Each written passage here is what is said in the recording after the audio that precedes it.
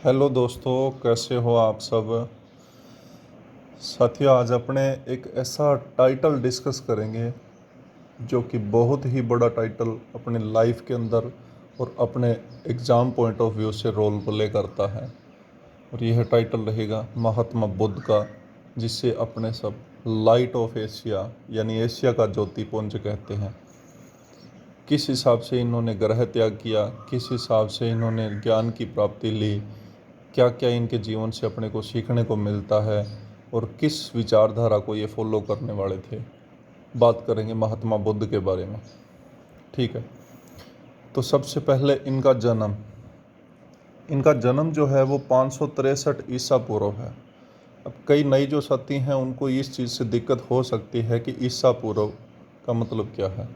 ईसा पूर्व का मतलब मेनली ये है कि एना डोमिनी, ईसा के जन्म से पूर्व।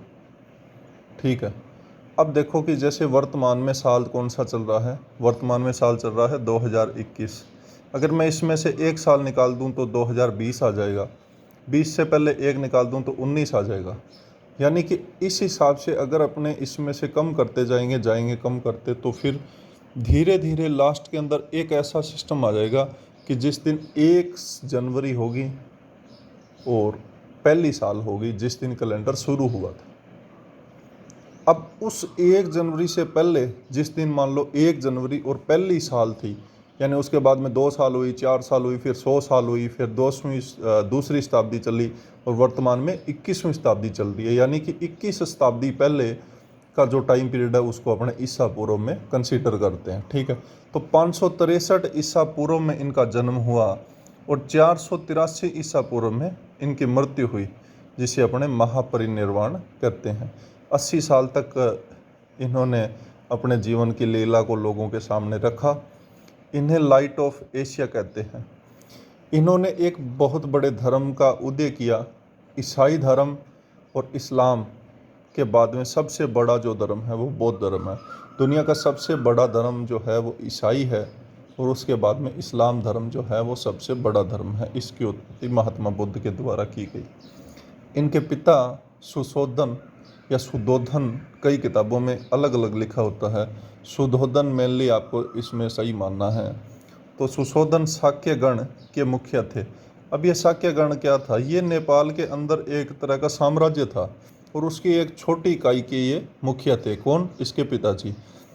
बहुत ही बड़ी घटना इनके साथ हुई महात्मा बुद्ध के साथ कि इनके जन्म के 7 दिन के बाद में इनकी माता, जिसका नाम माया देवी था, उनका देहांत हो गया। सिद्धार्थ इनके बचपन का नाम था और सिद्धार्थ के नाम से ही अब तक लोग इनको जान रहे थे। इनको महात्मा बुद्ध के नाम से तब जानेंगे जब इनको ज्ञान की प्राप्ति होगी। 35 साल की अवस्था में इनको ज्ञान की प्राप्ति होगी, तो वो चल के आगे आपने बात करेंगे। जन्म के 7 दिनों के बाद इनकी माता जो माया देवी थी उनका देहांत हो गया, तो इनकी एक सौतेली माँ थी प्रजापति गौतमी, उन्होंने इनको पाला। अब देखो, विवाह है। विवाह दंडपाणि शाक्य, यानी शाक्य ही वंश का था दंडपाणि शाक्य की एक कन्या थी यशोधरा। यशोधरा के साथ 16 साल की उम्र में इनका विवाह हो गया। अगर ये विवाह आज के टाइम में होता तो ये बाल विवाह के अंदर कंसीडर किया जाता, लेकिन ये उस टाइम में ऐसा कुछ नहीं था। तो इनके बाद में इस विवाह के परिणाम स्वरूप इनके एक पुत्र रतन की प्राप्ति हुई, जिनका नाम इन्होंने राहुल रखा। अब बात करते हैं कि इन्होंने ग्रह त्याग की इनके दिमाग में कैसे आई। किसी साधु ने इनके पिता को कहा था कि कभी भी आप इसके सामने किसी निर्जर व्यक्ति को या किसी ऐसे व्यक्ति को जिसको किसी भी दया भाव से देखा जा सके, ऐसे व्यक्ति को इनके सामने मत आने देना। तो इस वजह से महात्मा बुद्ध का बचपन जो था वो सामान्य नहीं गुजरा था। वो महलों में रहते थे, राज परिवार से बिलोंग करते थे। लेकिन जब वो एक बार लुम्बिनी में सीधे नॉर्मल भ्रमण के लिए गए हुए थे तो उनको 4 दृश्य देखने को मिले। एक उनको बूढ़ा आदमी देखने को मिला, एक बीमार आदमी मिला, एक शव मिला और एक सन्यासी मिला। जब उन्होंने बूढ़ा आदमी को देखा तो उनके दिमाग में ये आया कि आदमी को बुढ़ापा एक दिन आना निश्चित है और ये जो बलशाली शरीर है इसका अंत धीरे धीरे जर्जर अवस्था की ओर आता जाएगा। उसके बाद में इन्होंने एक बीमार आदमी को देखा। तो बीमार आदमी को देखने के बाद में उन्होंने यह सोचा कि जिस हिसाब से मशीनरी खराब हो सकती है, उसी हिसाब से आदमी भी खराब हो सकता है। फिर आदमी को ढेरों बीमारियां घेर सकती है और आदमी के काया कष्ट चल सकता है। उसके बाद में इन्होंने एक शव को जाते देखा तो उन्होंने सोचा कि ये जो जीवन है ये एक नश्वर है, इसमें कोई ऐसा कुछ नहीं है भी, ये स्थायी है। इन्होंने जीवन को एक निश्चित परिदृश्य से देखा। तो शव को देखने के बाद में एक सन्यासी को इन्होंने देखा, तो इन्होंने देखा कि सन्यासी है जो सबसे खुश इस धरती पे है, क्योंकि उसको इन चीज़ों से फ़र्क नहीं पड़ रहा कि कौन क्या कर रहा है क्या नहीं कर रहा। महात्मा बुद्ध के विषय में एक क्वेश्चन आता है कि इनको एक बार किसी इनके भिक्षुक ने, इनके भिक्षुक और उपासक दो टाइप के इनके शिष्य होते थे। भिक्षुक उसको कहते थे जो ग्रह त्याग करके इनकी भक्ति करे या इनकी बातों को फॉलो करे और ग्रह त्याग करके सन्यासी जीवन जिए। और उपासक उसको कहते थे जो ग्रह त्याग ना करे और उसके साथ साथ में ही, गृहस्थी के साथ साथ में ही बौद्ध धर्म की नीतियों को फॉलो करता रहे। ठीक है।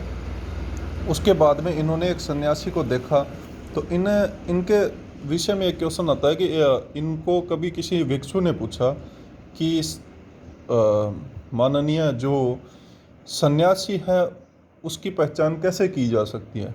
तो इन्होंने कहा कि जिस आदमी ने अपनी तृष्णा के ऊपर काबू पा लिया है, तृष्णा का सीधा सा अर्थ होता है इच्छा, यानी इच्छा के ऊपर जिस आदमी ने काबू पा लिया है उस आदमी को अपने सन्यासी कंसीडर कर सकते हैं, उस आदमी को सन्यासी कह सकते हैं। ठीक है। 29 साल की उम्र में इन्होंने ग्रह त्याग किया, जिसको महाभिनिष्क्रमण कहते हैं। ग्रह त्याग की जो प्रक्रिया थी इनको महाभिनिष्क्रमण। और वैशाली के अल्लार कलाम नाम का एक बंदा था जिससे इन्होंने पहले शिक्षा ग्रहण करी, और सिद्धार्थ के प्रथम जो गुरु थे वो अल्लार कलाम सिद्धार्थ के प्रथम गुरु के रूप में उभर कर सामने आए। उसके बाद में महात्मा बुद्ध की अगली उपलब्धियां अपने देखेंगे कि एक लंबे टाइम पीरियड यानी 6 साल तक इन्होंने बिना अन्न जल ग्रहण किए और एक कठिन तपस्या की, और 35 साल की उम्र में वैशाख पूर्णिमा की रात, अब देखो वैशाख पूर्णिमा, पिछले दिनों रेलवे का एग्ज़ाम हुआ और उनके अंदर एक क्वेश्चन पूछा गया था कि निम्न में से महात्मा बुद्ध से संबंधित है। ऑप्शन में था श्रावण पूर्णिमा, भाद्रपद पूर्णिमा, इस हिसाब से 4 ऑप्शन थे, उनमें से एक ऑप्शन था वैशाख पूर्णिमा। साथियों, इनके जीवन में वैशाख पूर्णिमा का बहुत बड़ा रोल है। इनका जीवन का जो शुरुआत है यानी इनका जो जन्म है वो भी वैशाख पूर्णिमा को हुआ था, और इनकी मृत्यु जिसे महापरिनिर्वाण कहते हैं वो भी वैशाख पूर्णिमा को हुई थी। और इनको जो ज्ञान की प्राप्ति है वो भी निरंजना नदी के किनारे वैशाख पूर्णिमा को हुई थी। अब कई बार ऐसे छोटे एग्जाम में क्वेश्चन पूछ लिया जाता है कि जी किस पेड़ के नीचे इनको ज्ञान की प्राप्ति हुई, तो अपने कह सकते हैं कि पीपल के पेड़ के नीचे इनको ज्ञान की प्राप्ति हुई। कहाँ हुई, तो ये हुई थी बोध गया में, और बोध गया वर्तमान बिहार में पड़ता है। ठीक है। बिहार का पहले बहुत बड़ा एरिया था, बिरसा मुंडा भी बिहार से ताल्लुक़ रखते थे, क्योंकि उस टाइम में झारखंड जो है वो एरिया भी बिहार के अंदर ही कंसीडर किया जाता था। बुद्ध ने अपना पहला उपदेश जो है वो सारनाथ में दिया, और इसी उपदेश को धर्म चक्र परिवर्तन कहते हैं। यानी कि जो वैदिक मान्यताओं की जो बातें चली आ रही थी, मंदिरों का निर्माण करना, ईश्वर को मानना, ये सब बातें इन्होंने मतलब चेंज की और नए धर्म का उदय हुआ, तो इसलिए इसको धर्म चक्र परिवर्तन कहते हैं।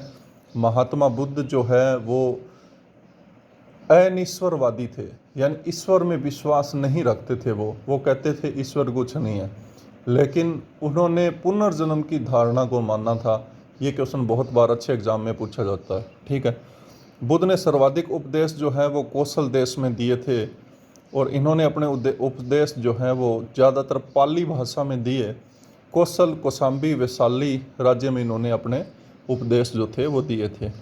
80 साल की उम्र में कुशीनारा में चंद नाम का एक आदमी था, या इसको कई किताबें चुंद भी लिखती है।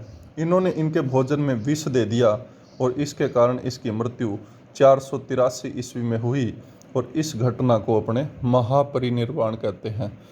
अब कई बार आप कहोगे कि जी आपको 483 ईसा पूर्व का कैसे पता, तो एक चीनी परंपरा के अंदर कैटोन अभिलेख है, और उस केटोन अभिलेख के आधार पर महात्मा बुद्ध के जन्म और मृत्यु का पता कर सकते हैं अपने, यानी उसके आधार पे इसका निर्धारण किया जाता है।